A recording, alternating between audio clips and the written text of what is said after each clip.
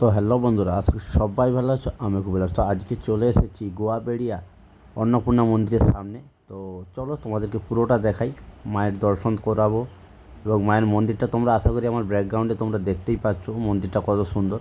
তো গোয়াবেড়িয়াতে যারা আসবে তারা অবশ্যই সুতাহাটা বাস স্ট্যান্ডে নেবে, টোটো বা অটো ধরে জিজ্ঞেস করলেই ওরা পৌঁছে দেবে। তো চলো তোমাদেরকে পুরোটা দেখানো যাক। প্রথমে আমি মায়ের মন্দিরের ওপরে যাব, তারপরে এখানে মন্দিরের যে গুরু দায়িত্ব আছে তার সঙ্গে কিছু কথা বলবো।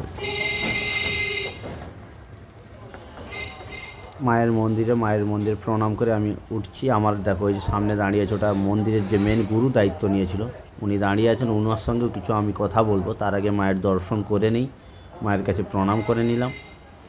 তো চলো ওনার সঙ্গে একটু কিছু কথা বলে নেওয়া যাক। কাকু, এই মন্দিরটা কতদিন আগে করার? মন্দিরটা কোথায় আর কতদিন আগে তা স্থাপিত হয়েছে সেটা বলুন। মন্দির আজ থেকে এই মেলা, এই অন্নপূর্ণা স্থাপিত হচ্ছে 68 বছর হয়ে গেছে। 68 বছর।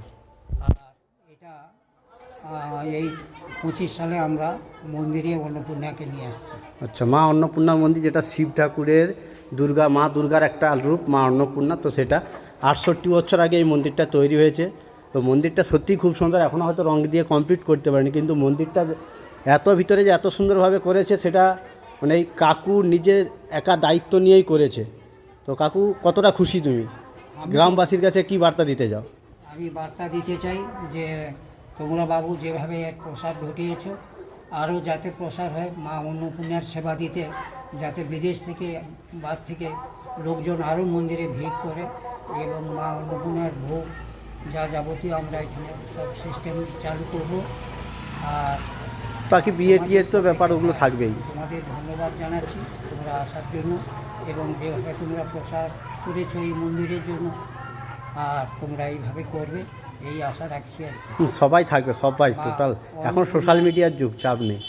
মা অন্নপূর্ণা তিনি অন্নদাতা, তিনি জগতের প্রত্যেক মানুষকে সন্তুষ্ট রাখেন। যেমন এই কামনা বলতেছে যে জীবের মধ্যেই আত্মা সবাই রয়েছে, প্রত্যেকে ঈশ্বর সেবা করবে এই আশা কামনা করি এবং সবাই যাতে আসে সেই জন্য প্রত্যেককে আসার আচ্ছা, এই পুজোটা প্রত্যেক বছর যে হয়, খাওয়ার ব্যবস্থা হয়, হ্যাঁ। ওটা কতজনের খাওয়ার ব্যবস্থা করা হয়? 5,000। 5,000 লোকের প্রোগ্রাম করা হয়, নরনারায়ণ সেবা যেটা বলে। বাহ, খুব ভালো। তাহলে তো কাকুর কথা শুনেছো, কাকু মোটামুটি কাকু নিজে দেখে দায়িত্ব নিয়ে এত লাখ টাকা, যে 55 লাখ টাকার মতো তো প্রায় খরচা হয়ে গেছে, কাকু নিজে থেকেই দায়িত্ব নিয়ে করেছে গ্রামের মন্দির। কিন্তু কাকু মানে খুব বড় দায়িত্ব নিয়ে, একদম গুরু দায়িত্ব যেটা বলে সেটা নিয়ে কিন্তু কাকু অনেকটা মা অন্নপূর্ণাকে স্থাপন করার জন্য অনেকটাই কষ্ট করেছে। তো ধন্যবাদ কাকুকে এত সুন্দর মন্দির সবাইকে উপহার দেওয়ার জন্য। যে সুতাহাটা গোয়াবেড়িয়া যে মা অন্নপূর্ণা মন্দিরের আসার জন্য রাস্তা খুঁজছে, আমি তোমাদেরকে রাস্তা বলছি। রাস্তাটা হচ্ছে, তোমাদেরকে আসতে হবে সুতাহাটা বাস স্ট্যান্ড, হলদিয়া সুতাহাটা বাস স্ট্যান্ড থেকে একটু এগিয়ে আসলে ওখান থেকে অটো ধরলে বলবে প্রেম রোডে থেকে বলবে গোয়াবেড়িয়া। অটো বা টোটো ধরলেই কিন্তু তোমাদেরকে গোয়াবেড়িয়া মন্দির পৌঁছে দেবে, যে মা অন্নপূর্ণার মন্দির।